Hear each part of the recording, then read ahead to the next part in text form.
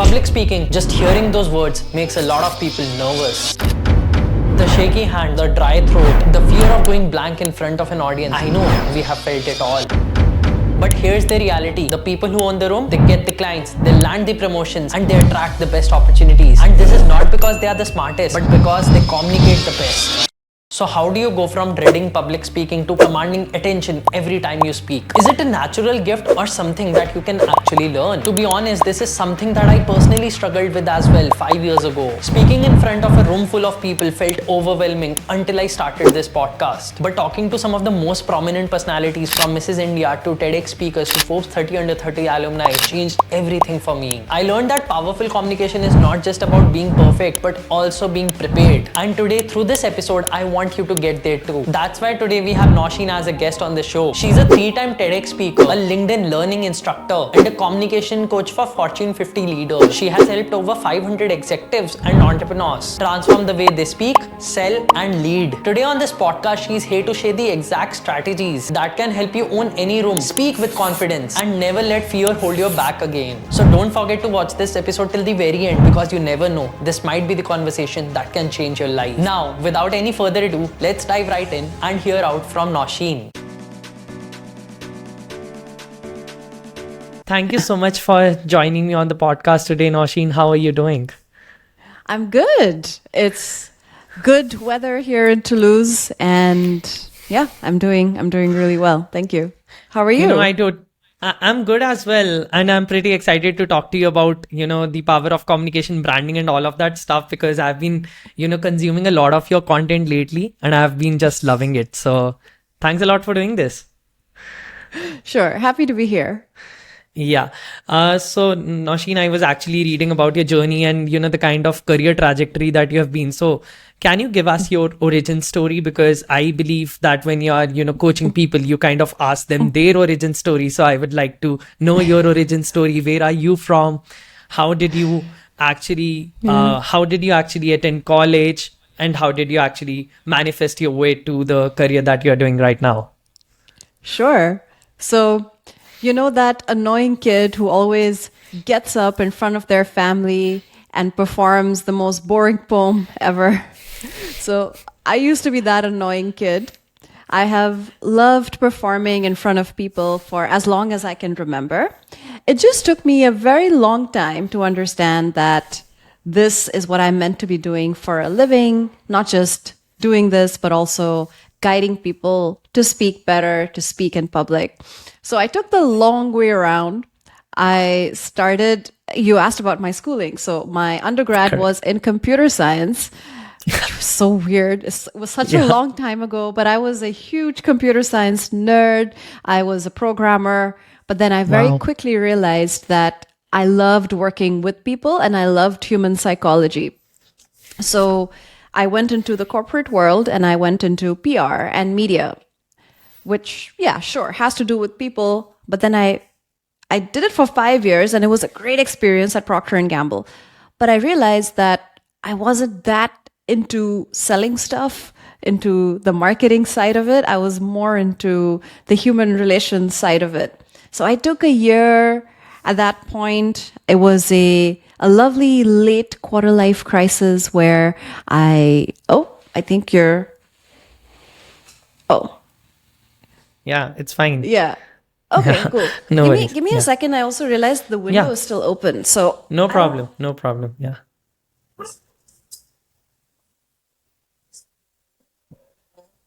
Better sound. Okay. So I took a year off and just meandered, traveled for a while, I stumbled into improv, stand-up comedy, theater, writing, directing, and acting for a really crappy late-night comedy TV show. And from there, it just kind of stumbled into filmmaking, which was, again, it was never part of the plan. I had never dreamt of being a filmmaker at all. I didn't really even know directors or, I was never studying their work like film aficionados do. And then that was another 7 years of me being an entrepreneur, directing commercials in China. And I realized that this is really not what I'm meant to be doing. And one day my husband saw me, I was looking really sad and just telling him that I'm pouring my heart and my soul into this work because that's what you do when you're an entrepreneur. But Correct. I don't feel like I'm a filmmaker. I'm not a filmmaker, but who am I? And he said, you love speaking. Why don't you do that for a living? And I said, no, what? That's not a living. I can't make a living off of that. I tried it anyway, and I'm glad I listened to him because since then I've now coached hundreds of people. If you include all the people I filmed during my coaching, people I coached during my filming years, where I coached a lot of people to speak on camera for the first time. So really hundreds of people, and I've now had the fortune to work with a lot of great, ambitious execs from IBM and AT&T and SAP and Amazon, but also these awesome entrepreneurs, these founders of startups, and sometimes LinkedIn thought leaders. That it's just been an incredible journey so far. Do you ever miss coding? Like you were this geek who used to code all day, but do you ever miss that part of your life? No, I can't say I do. I loved it while it was there, while it was the thing that I was doing, because it really fit that time in my life. I was an only child. I didn't even have cousins who were my age. So I had a lot of free time when I was in my teens. This was really a teenager thing. So when I was, in my mid to late teens, that's when I was programming a lot and really discovering my love for computers. I still really love computers. I love technology. So what I'm doing now is I'm working with AI very often with my clients in terms of how AI can analyze your speaking, how AI can help you speak better. So yeah, I think I'll always love tech. That's awesome. Like, did your friends kind of inspire you to get into coding, or was it like a dreamt prophecy kind of a thing where you just, started doing it and you kind of loved it? Like, what's the process like?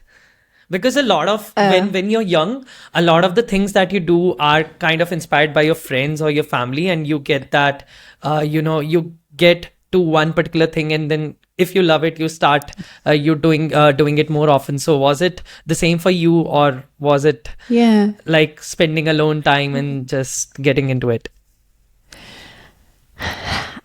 I think it was a little bit of both, but when I tell you about the friends, you'll be surprised. I went to an all-girls convent school. So my first computer class was a class of 30 odd 14, 15-year-old girls and a female computer science teacher. And that was the environment that I started coding in. And this was a long time ago. I don't even know if these languages still exist. So this was, in the year 2000. I was the class of 2000 for my high school. I was born in 1999. There you go. I'm very old. So I started coding in, I believe it was DBase, which became Visual Basic. Yeah, I think it was called DBase, I believe, at that point, if I'm not mistaken. But maybe I could. I'm not too sure. And that was, it was all command line. So there was nothing visual. I mean, this was the year 2000, but in our school, we had, this really old convent school. I believe we were working with what was before, like they were all Windows machines, but they were the ones with, floppy disks and so on. So we had all our code fit on like one floppy disk. So very long time ago. So yeah, I saw everyone doing it, but I really loved it the most. I think I was one of the top 2 or 3 computer science students in my high school. I really took to it, and it made a lot of sense to me. And I loved the idea of creating something from scratch. Like it was in my head, and then I coded it, and now it's there on the screen. And I felt like that journey was magical. And you believe that, building something from scratch mentality also helps you while you're building your brand on social media, because you have to constantly, reinvent yourself. Like you have, established this very, happy-go-lucky person on the internet, which a lot of your followers and a lot of people love. And so how did you actually go from that coder background to, working at P&G? Like, how was that career trajectory like? And did you ever face a problem in, switching careers? And how much of those things did you have to unlearn and probably relearn? Yeah. It would have been very different if I had joined another company. In fact, a lot of my peers, a lot of the other computer science grads went on to find computer science jobs because that was the trajectory that they were on. Procter & Gamble was very unique in the sense that it doesn't care for entry-level jobs. It doesn't care so much about what your major in university was, but it cares about the skills that you've learned. So in all my interviews, I was able to justify that I'm going to bring people skills. I'm going to bring analytical skills. I'm going to bring problem-solving skills. And I can definitely link all of that back to coding and back to the experiences I had at university, the teamwork that I did, the presentations I did. I even had a job at a radio station when I was at university, and I hosted a radio show. So I gave a lot of examples from that life as well. Yeah, I always loved speaking. It was staring me in the face, but I just never realized it. But I went out and did this radio show just because I wanted to. So this is really only valid, I would say, for multinationals like P&G, where they don't care so much about the grades or the credentials. Yeah, of course they care about the grades. They're not going to really accept you if you have, a 2 or a 2.2 GPA, maybe, or maybe they might make an exception. But more than that, they add a lot of emphasis to the skills you've picked up. And later on, I actually went on to do interviews for P&G as well. As an employee, you can be trained to do interviews. And that's how I learned to do interviews for them as well. That don't just look at the resume, don't just look at the credentials, but understand what skills this person has learned. Okay, interviews, does it mean like an HR executive or a recruiter, or is it like market research interviews? No, for HR. So the way that the interviews at P&G work, I think this is probably similar for a lot of companies where it's not just the HR that does interviews. They also take people from other departments that are qualified and trained to be interviewers to conduct these interviews. And when did you actually move to China after that? Like was it a decision on the go, or was it that you had been planning something for a really long time? I was in New York. I was studying media studies and film. This has happened now after the time I took a break. Post P&G, I took a break. I stumbled into filmmaking and I went back to school. So I went to grad school in New York. And my husband and I were there, and we didn't know where else to go after that. We didn't really have a place that we identified with that we called home.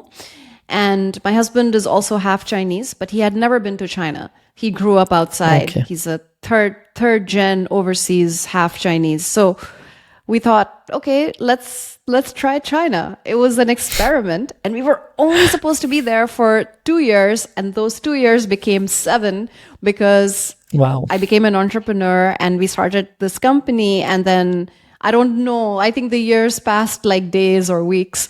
So I was totally engrossed in the filmmaking company that I created there. And that's awesome. And since you talked about you loved speaking on stage and you loved talking to people, what was your first speaking experience like? And like, were you nervous? Were you this confident like you are right now and like you are in general? And how did you kind of build that confidence onto yourself?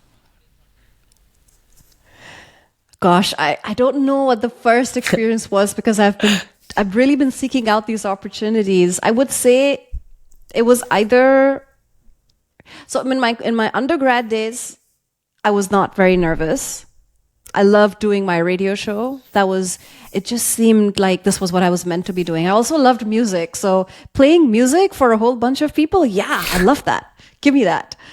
Then I think my first presentation at P&G was something I remember to this day, even though it was now, I don't know, 17 years ago. And the reason I remember it is because I went in very, very confident. Because again, I had done this radio show. I had presented in my undergrad days many, many times. I had aced my communication and presentation skills course. So I was like, I am awesome. I can present anytime. So I felt ready mentally. I didn't have all the skills at all, but I was definitely overconfident. I was up for the challenge of presenting on my second day on the job. So this was also my boss testing me, right? Okay. It was my second day. I barely knew anything about the company, 21 years old, very, very inexperienced. And she says, Nausheen, why don't you go and present this presentation? It was already made. So she said, there's a presentation and I want you to present this to our agency partner who's coming in to introduce this project. And I said, okay, I can do it. I know the presentation. Someone had presented it to me. And I said, okay, I don't mind. I wasn't scared. I went in, I did the whole presentation. And afterwards, my boss said, it was okay. It wasn't too bad, but your hands were going crazy. You didn't know what to do with your hands. And you were speaking so fast that we could barely keep up with you. Like you were just speaking like this and you just didn't know what to do. And you were just like going over your words and and I was like, really? I had no idea. It had to be someone else's feedback that really brought me down to earth. I realized, okay, Nausheen, just because you've been doing it since you were a kid doesn't mean you're good. It just means you like doing it. Yeah. So then I over the years, I've made more and more of an effort to get better. But like I was telling you, I've really taken the long way around. Correct. Because I didn't know this is what I wanted to be doing for a living. So I never focused on it. I just kept speaking. I just went to storytelling events and told my story. I went to conferences and presented my company. I did independent workshops, filmmaking workshops when I got to China because I wanted to earn some money, but also create a network for myself. So I just put up these ads and said, I'm doing these workshops. Is anyone interested? For $100 or $50, really cheap. So it was a lot of my skills just improved in a way naturally over time. But that was 17 years. And I really don't recommend this to someone who wants to get better really quickly. Just going and speaking on different stages. Yeah, it will improve your skills, but over decades, not over a period of days or weeks. But don't you think the time these days, people generally have social media, they have access to internet all over the world. So it's, the time to actually improve at something also reduces. But during your time, you didn't have access to those tools. And how did that, experience and the learnings that you got from, your role at P&G and, speaking at so many events, then maybe, directing films and stuff. How did that kind of translate into you starting up? What was your startup about? And what were the major challenges that you kind of faced over there? The first one, the filmmaking one? Yeah. I read that you had a startup which did $1 million exit or something, but I'm not very sure about it. So could you please tell me about that as well? For sure. So I started off as a freelancer, just creating these videos for different kinds of clients, creating these commercials. And that formed into a bootstrapped startup where we were getting more and more clients interested in what we were offering. So we were offering a very particular type of service. This was for clients that were based in China, companies and startups, and they wanted to create commercials for Western markets, for the US or for Europe. So all my work was in English and it was marketing to these audiences that I was very familiar with. I was never making local ads for China because I wouldn't know the Chinese audience and the Chinese taste as much. Correct. So that's where it started, and we just grew bit by bit, and we realized that there was a lot of demand. So we started off really small, but then we were doubling or tripling our revenue every year. And eventually we created this agency model where we had some people full time. So I had my producer full time, I had a full time editor, and I had a full time business development person. And other than that, for each project, we would then bring on project-based resources. So we did like this for a good 2 or 3 years towards the end, where we would take on big projects, have a team of 20 or 30 people working on it in different capacities. And these would be about 2-3 months long. So it would take 3 months to make a commercial for one of these brands. And it was very exciting. It was exciting work. But I personally enjoyed the part where I was working with people on camera. That was my favorite part, directing them and coaching them and rehearsing with them to give their best performance. And sometimes these were actors, but sometimes they were also CEOs of companies who had never spoken on camera before and who were speaking for the first time, and they were unsure of themselves. They didn't like know a what to corporate say. Yeah. There were sometimes corporate films, and sometimes they were CEOs speaking at the end of their videos. So we would make these. I don't know if you're familiar with Kickstarter or with Indiegogo, these crowdfunding platforms. I've so heard they of have Kickstarter. Yeah. So when someone wants to crowdsource a product, they create this video. It's like a 2.5 minute video of what it is, where did we get the idea from, how does it work. And so very often the CEO has to go and talk about their idea. And this was completely new for these people. Like a pitch, but for corporates and, getting that campaign running. Yeah. So I actually also come from an advertising background. So that is why I was, really interested in how did you start your filmmaking journey. And you kind of were like the DOP, like a DOP, like you said. No. I was the director. So you were the director, but you used to love the camera a lot more. Oh, yeah. Like you said, right. Yeah. I did do DOP work very early on. And at film school, they teach you the basics of every role, roughly. Like they teach you how to be a producer, they teach you how to be an editor, director, writer, and be a DOP. But I loved directing the most. I loved working with the actors the most. In fact, I think I got this feedback from one of my actors in New York, where I was making these very short student films, and he told me, Nausheen, you're an actor's director. You are all there for the actors. And I realized, sometimes I wasn't even looking at the technical stuff. I was just like, how was the performance? And my cameraman, my DOP was like, Nausheen, you should also, look at the technique, look at the frame, look at the lighting. The lighting wasn't good. But I was like, but the performance was so good. And he said, we can't use that. No. So it was exciting. Yeah, I'm sure it was. But did you ever try acting as well? Like, or you were just okay. Not so much in my own commercials, in the commercials I was directing, but in general, I've acted quite a bit. Improv is part of acting. So I've been an improv performer and an improv coach for years. I started doing improv way back, maybe in 2010. And I've been doing improv on and off. I've done it in many, many countries, including China.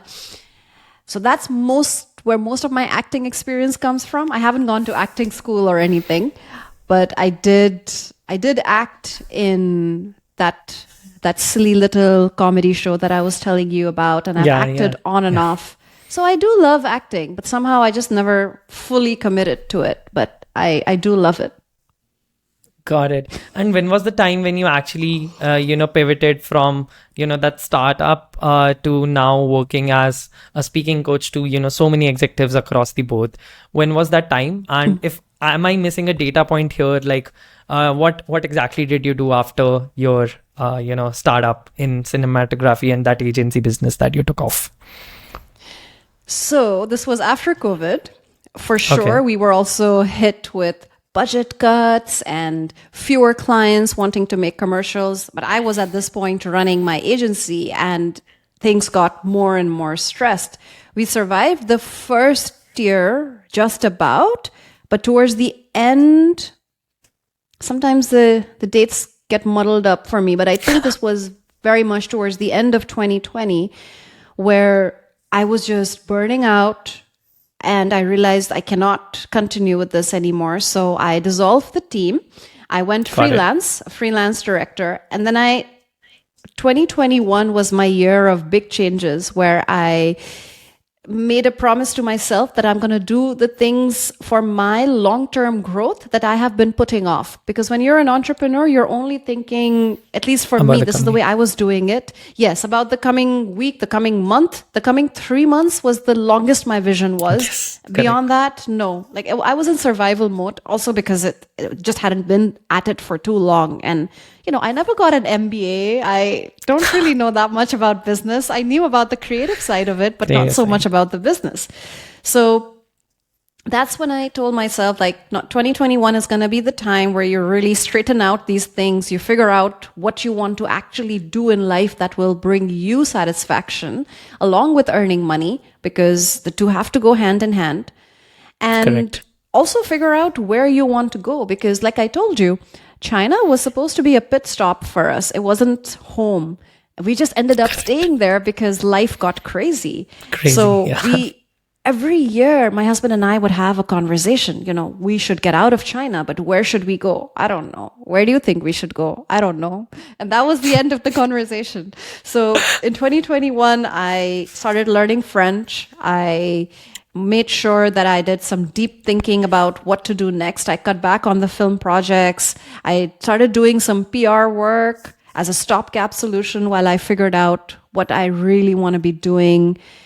And then in 2022, it was, very early 2022, I decided I need to finally start building my personal brand on LinkedIn specifically.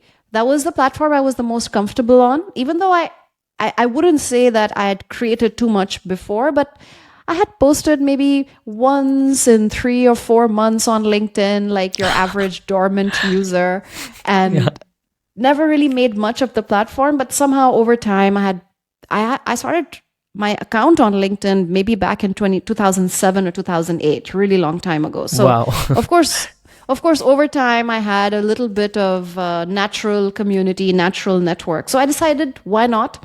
I'm going to start with LinkedIn. I'm going to start building my brand and let's see where it takes me. So I think it was the fact that I was building the brand, getting feedback from the community, seeing what resonates with people, and public speaking seemed to immediately resonate. Because if you ever go back and look at my posts from March 2022 onwards, you'll see I was posting about many, many things. The first French book that I read, I was very proud of myself. Look, I read this French book. That was one of my first posts. I talked about, I talked about many, many things. They were all somewhat connected to communication, because communication has been my field for a long time in different ways. But for sure, I was talking about everything. And then slowly, through community feedback, through figuring out what's resonating with other people, it also gave me an idea of market demand. And that's when I started pivoting more and more towards public speaking. And the real turning point for me came when I started making videos. And this was again based on feedback from someone I was coaching at the time. And he told me, he said, Nosheen, you've done this. By that time, I had done my first TEDx talk. So he said, okay, you've done this TEDx talk. That's great. But we're not seeing you speak. If I go to your profile, I'm only seeing your pictures, I'm seeing your text. But if you are going to teach me to speak, I need to see you speaking. And I said, yeah, that makes sense. Why didn't I think of that? So I started making videos. Maybe this was back in September 2022. So it's not even a year yet. And that's when things started changing. People started noticing my videos. Like you said, some things pop, the purple, and hopefully me, my attitude, the way I am on camera. And that's when I started getting a lot of traction. People started getting to know me as that girl, that coach that makes videos. Videos. Okay. So let's see what she does. And that's how I started shaping it and putting it all together as a business. That's definitely a lot of unlearnings as well as learnings. But how did you actually stumble upon the color violet? Was it something that you were always fond of? And what other colors do you like in general? I get asked this so much. It's so cool. I love it. So I had been experimenting with my hair since I was a teenager. I love Okay. being adventurous with my hair. I've done probably every single haircut you can think of. Every single thing you can think of, I've done it to my hair. My poor hair. So I had been experimenting with color for a good decade before that. I was red, then I was blue. I was this electric blue. And then I was Okay. purple for a while. Before I started building my personal brand, I was in my purple phase. And it was just a Okay. coincidence. And people started giving me feedback on that. Oh, you have this great purple hair. And I said, yeah, I do. So, because I'd been red and I'd been blue. So I was like, okay, it's fine. But for people, it was really interesting. It really jumped out. So then I decided to build the whole brand around purple. And then I needed some accent color. So then I also added in the yellow, and Yellow I and the use white. yellow to accent, and white. Mostly a lot of yellow. So yellow and purple. I literally had to look up the color wheel. I was like, oh, so yellow goes Oh. with purple. Okay. Complimentary. Yeah. So it was always the purple, but it literally the hair came first. That's amazing. Even I should probably try my hair out someday. I Yes. don't know. Being inspired always by you, then encourage I'll definitely make a LinkedIn post tagging you. Let's see who inspired me. But do you consciously choose the kind of clothes that you wear right now? Because yellow is your complementary color. And does it make a difference in the kind of brand that you're building? Like for every meeting that you're sitting, do you always wear yellow? Like what's the process like? That would be really cool, but I don't have enough yellow in my wardrobe yet. I should just start building a yellow wardrobe. I do, of course, choose what I wear. Just like if I was going to a business meeting, if I was meeting a client, if I was meeting my boss or the head of the company, I would choose what to wear. So absolutely, I think it's very important. And of course, you can be informal. You can show up wearing a hoodie or a t-shirt if that's what your brand is.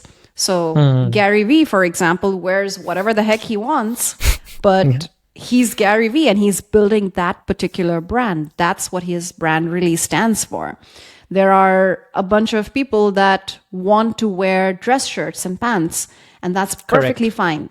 If that's what your brand stands for, then you should absolutely wear those kinds of clothes. So it does matter because your brand is just a series of experiences that people have had with you and the content you've put out.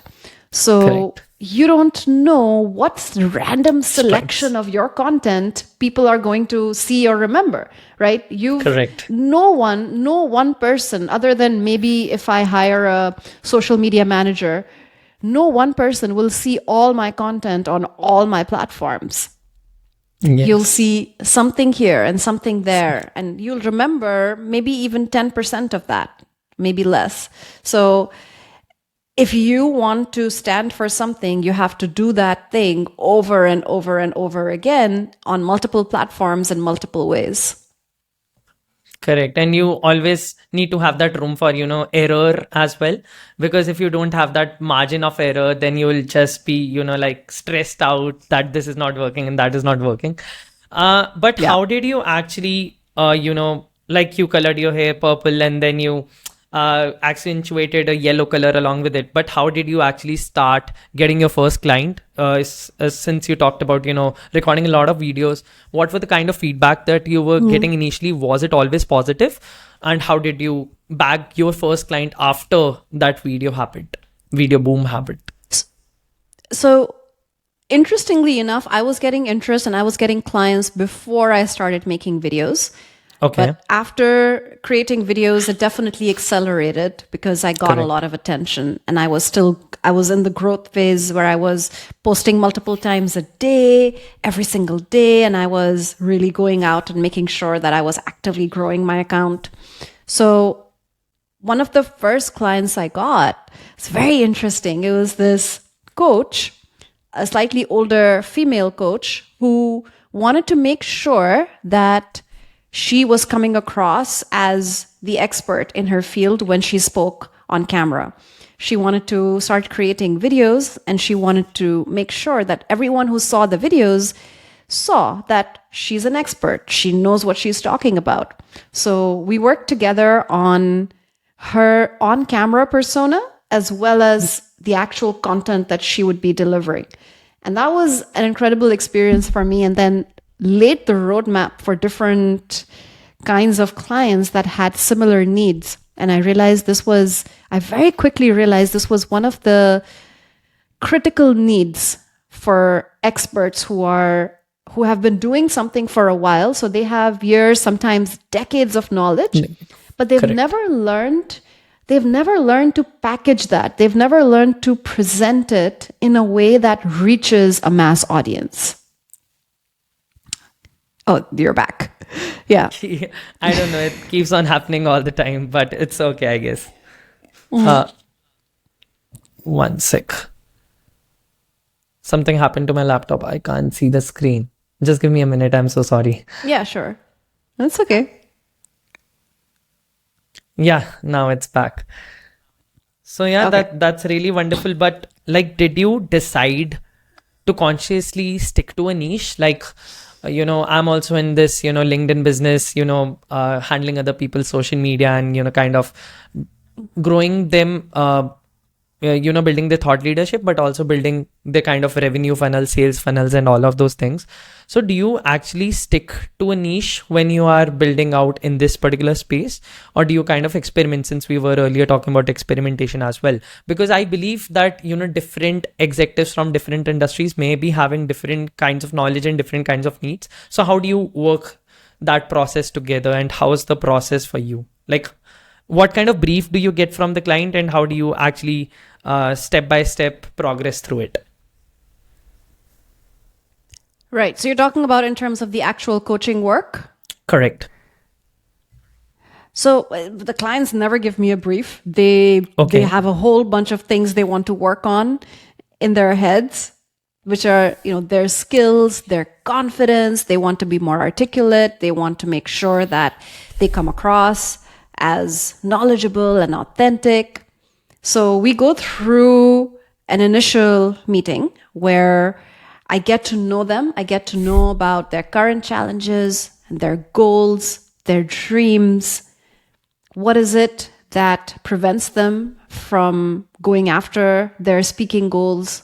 What are their speaking goals? Why do they want to speak? I actually get quite a few, what I would call random queries from people. And I don't know how serious they are, but I get a lot of queries saying, yeah, Nosheen, can you give me some tips on how to speak better? Or I want to go and present and I want better tips. Okay, but what is your aim? Are you, for example, are you doing presentations as part of your role in a company? Sure, there is a different kind of roadmap for that.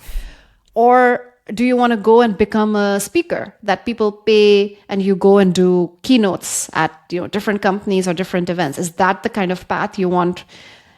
And you're totally right. There are some similarities and there's some differences in the different paths that people take. Over time, I've realized that I mainly work with two different types of clients.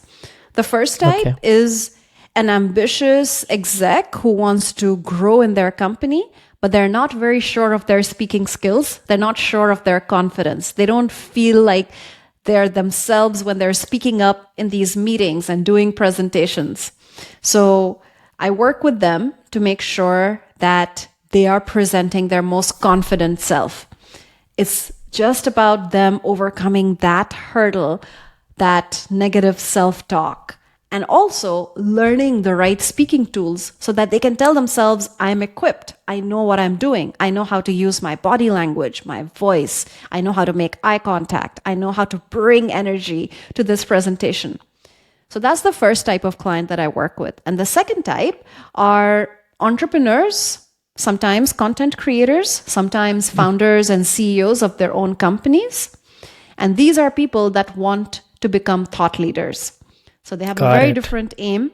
They don't want to grow in their company because they're usually at the top, or they are solopreneurs like me, But what they want to do is go externally and create a name for themselves in their industry. They want to speak at events. They want to do high profile podcasts. And during all of this, they want to make sure that they come across as their most impressive self.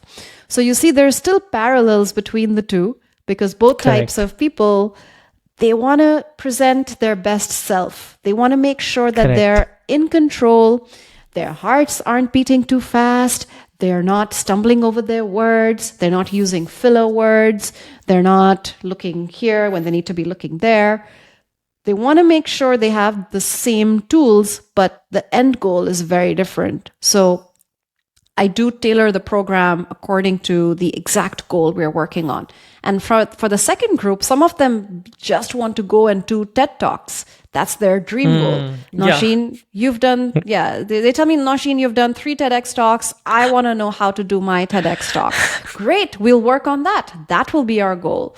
So having that goal is super important because it really, then you can work backwards and it dictates where the process should go and what we should be focusing on.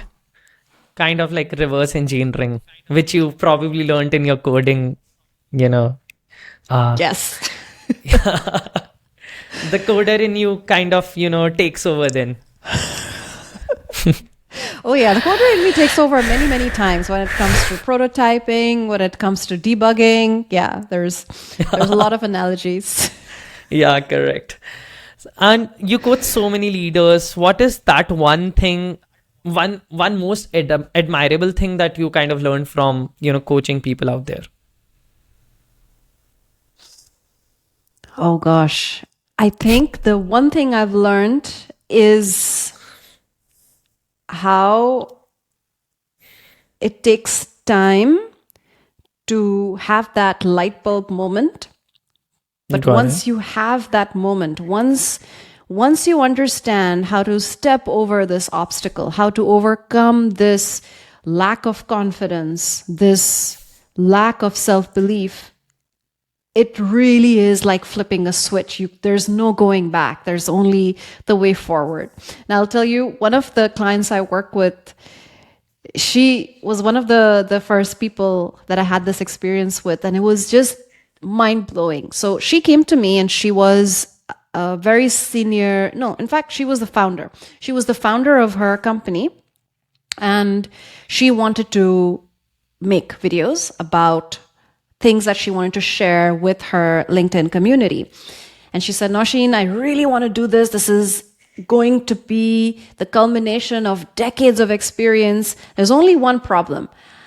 I cannot look into the camera. And I cannot be myself. When I am in front of the camera, I become a robot. And I said, okay, we'll work on that. We can work on that. And she was at a point where she would freeze every time she would start making a video, or she just wouldn't be herself. She would just become like this robot, like she said. She wouldn't be able to convey any emotions. She wasn't natural. It didn't feel like she was having a conversation. And we really worked on it. She worked very, very hard. There were times where we would do exercises in our sessions and she would just give up. And she would say, Nausheen, this is too difficult. I can't do it. I just can't. Can we just stop? And after about 2 months of working with her, something clicked. Something just clicked into place. She had done all this practice. We'd learned all the tools. I had not let her get away with not speaking. So every time I would still make her speak, I'd be like, you have to do this. This is the work we're doing. We're going to be gentle, but we're going to do it. And you have to not just speak, but we have to record it. And you have to watch yourself back. You have to see the mistakes you're making. You have to be aware of it so you can correct it. You know what to address. Otherwise, we're working blindly. And that's just guessing. So correct. After 2 months, something clicked and really I could see the difference. She could see the difference. She was speaking naturally. It was really like there was a big, huge boulder in her way and she just smacked it out of place and now she could run. And this was mind-blowing. It was such a great improvement and it was progress that she'd made slowly, but at some point it was exponential. And now she makes videos. She's able to create multiple videos a week. She looks straight into the Wow. camera. She's able to speak naturally. Of course, there are still things that she's improving on every day with every video, but she doesn't feel like it's something that is so scary. She doesn't feel like it's something that is the monster that she has to face each time. And it's a huge change. And that's really exciting. But how do you sort of, define deliverables for each of the people who kind of approach you as leads? Like, how do you define deliverables? Like, this is the progress that we are going to get in, let's say, 3 months, 6 months. How do you define that timeline, and what sort of deliverables are in place? Right. So with coaching, it's not really about deliverables because there's nothing that I'm delivering. It's more Correct. about the milestones that we set out for Okay. ourselves. And what we do is that in the beginning, we do a comprehensive skills assessment, which is partly self-assessment. So I ask the person right from the very first session, before the first session, I ask them to evaluate their own speaking skills. I also ask them to do an anonymous peer assessment, which is a little more scary, but very useful, where I ask them to send out this anonymous survey to their peers, their colleagues, their boss, their team, their friends and their family, anyone that they can think of who's seen them speak anywhere. It can be on a Zoom call, it can be at an event, it can be on a video. Some people have actually put this survey on their LinkedIn post as well and said, my coach is asking me for feedback. You guys have seen my videos. Can you give me feedback? And it's gotten us really great feedback. And then we also do a review of any recordings they might have from the past. We look over what they've been doing. And if we don't have recordings, we start doing some speaking from the beginning. So Got we it. go through this phase where we are understanding their speaking skills in a lot of detail to understand where we are. And we identify what we want to work on. With each person, it's slightly different. Some people want to work on just their confidence. Some people are confident and they want to work on eliminating filler words or becoming more articulate, becoming less wordy, more concise. So those are the goals we define for ourselves, and then we check in on those goals every 6 to 7 sessions. In the beginning, the process takes longer, and that's why my coaching program is designed for a 2-month start. So at the very beginning, I always ask for a 2-month commitment because I want to make sure that they understand that change is not going to happen overnight, because we are unlearning and relearning, in your words, we are unlearning and relearning decades of conditioning, decades of you having this mannerism. There are people who come to me who are married to the words like and and every second sentence is like, and that's something they've been used to saying for decades. Of course, it's going to take you time to get over it and change it. So we're really changing the way the brain is working. Just the fact that we can do it in 2 months is nothing short of a miracle. Yeah, correct. It actually takes a lot of time to unlearn all the things that you've learned before. So yeah, that's really commendable, a 2-month time frame. What are some of the common mistakes which you find people making when they are speaking on stage or in front of the camera? The number one mistake is, actually, there are 2 really big mistakes that I would love to point out to as many people as possible. One is not being in control of your pacing, which includes not pausing enough, not taking enough pauses. You'll notice, if you ever analyze the rhythm of your own normal, natural speech, you'll notice that when you get very excited, you start talking really, really fast. Or when you really have something to say and you want to make sure that the other person doesn't interrupt you, you have to say it really, really fast. Or the other person will interrupt you, then you will lose your train of thought. So that, or you'll notice that when you're searching for words, that's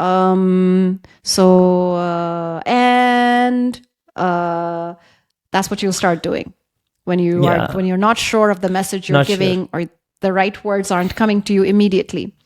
And both of those cases, you can really make a lot of progress and make a lot of improvement if you are in control of your pacing. Because there is a time when you should speed up, but you should know why you're doing it. It's like an artist painting a canvas. So right now you're just throwing random colors at it and hoping something's going to work.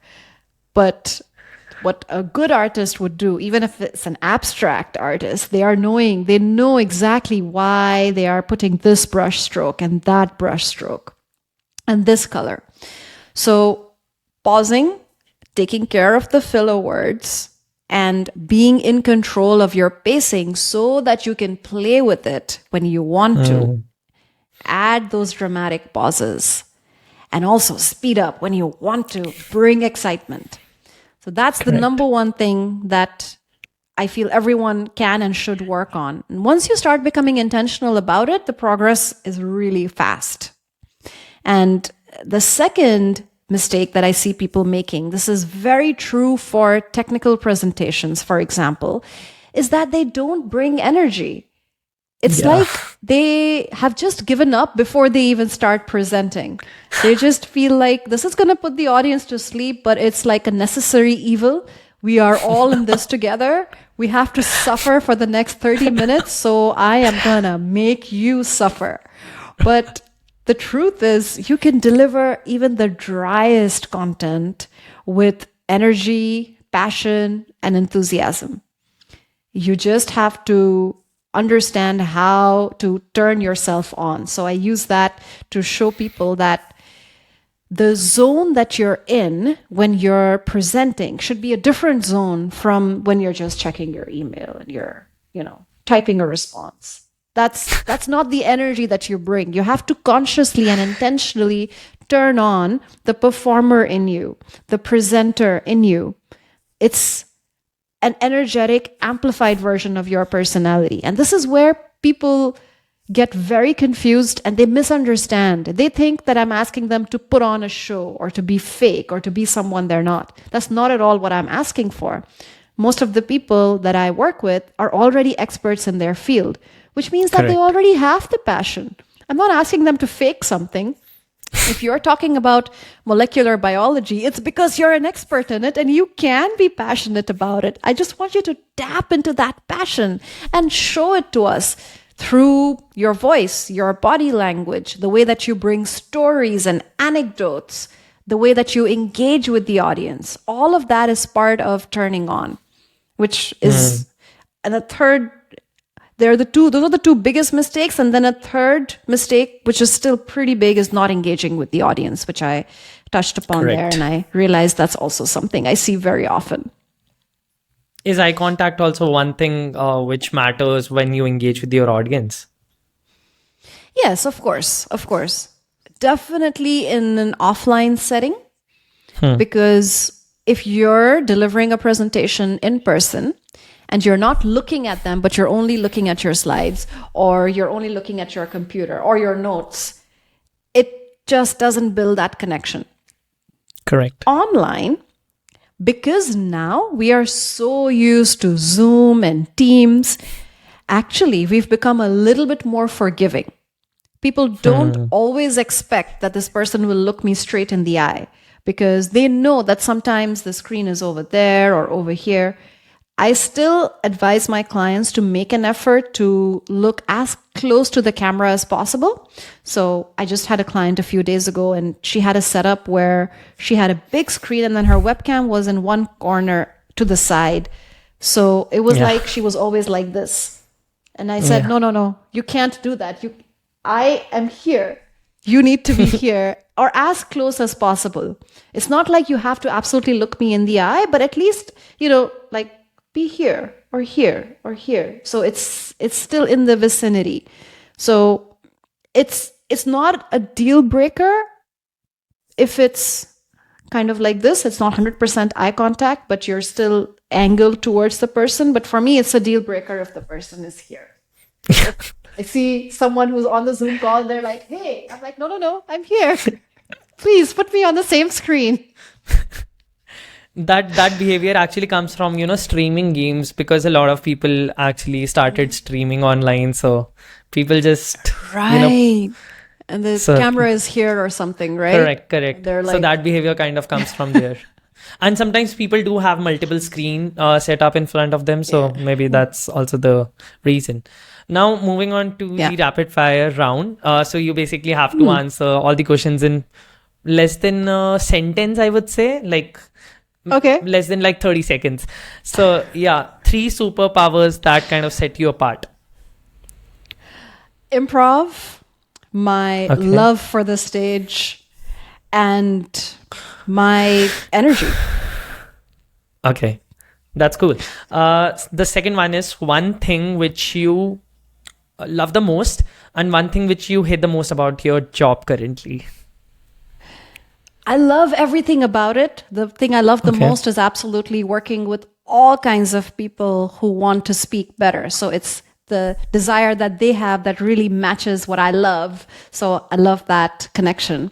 The thing I hate is the fact that I'm not really in control of my schedule at this moment. I'm working all the time. I work easily 15, 16 hours a day, every day, and I don't have weekends because I'm a solopreneur and I'm doing this by myself. So that's something that I need to target and I need to build in weekends. This Sunday, I have promised myself I will take my Sunday off after maybe a month, maybe 2 months. Wow. I'm excited. Yes. As a solopreneur, it is really hard to actually manage your schedule. It's really hard. Yeah. And one experience which you probably want to relive.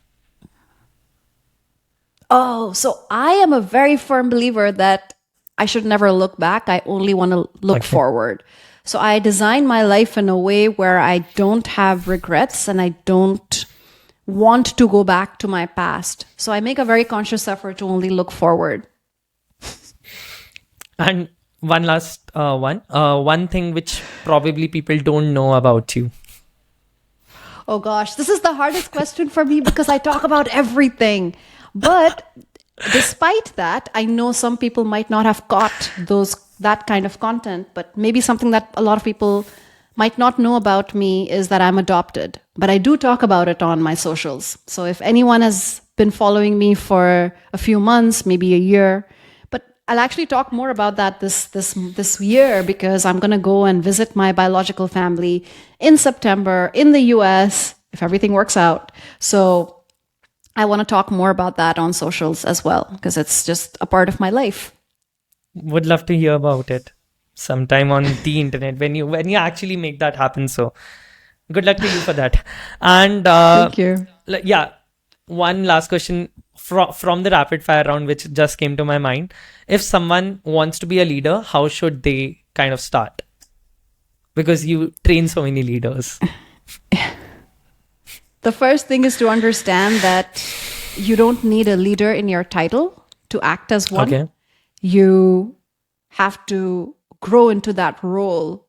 In fact, if you can start showing leadership, you should actually start showing leadership before you're promoted to that position or before you end up being a leader, because that's the best way to prepare yourself. And it's about understanding how to be accountable, how to own your words, how to build that presence and what presence it is that you are building. So it's about how you affect the room when you walk into the room. That's probably the best way to describe it. As a leader, you should absolutely be making an impact and a positive one, and you should leave every room better than when you entered it. Wow. Although I have a lot of questions to ask, but I'm just getting so many questions in my mind right now. But I'll leave you with one last question. What's that one, word of wisdom or maybe advice that you would like to give out, to people listening to this? And what's that one dream that they should chase? You don't need anyone's permission. I took 38 years to start building my personal brand because I was waiting for the perfect time, the perfect moment, the time when I had more experience. I was more sure of myself. A lot of people don't start because they feel like they don't have anything to offer. Who am I? Why would people pay attention to me? Well, guess what? They are interested in you. They're interested in the stories you have, the experience you have, how you can help them improve that skill that you are really good at, whatever it is. So you don't need anyone's permission to start building your personal brand, whether it's through speaking, through writing, through posting pictures of you, through sharing your work. Just start, because the world wants to hear from you, whether you believe it or not. Well, thank you so much for that, lovely advice. And I'm sure that, a lot of people would actually kind of implement it and start building their personal brands today, because it's kind of the need of the hour. But yeah, thank you so much, Nausheen, for doing this. And I genuinely have a lot of questions to ask you. So probably we can have another focused discussion on probably branding, because I wanted to deep dive into that aspect as well. But since, the time constraint, I had to, skip all those questions. But yeah, thank you so much for doing this. And it was super fun talking to you. Awesome. Thank you so much. Likewise. It was a lot of fun talking to you. And thanks for having me come on your podcast. Thank you so much.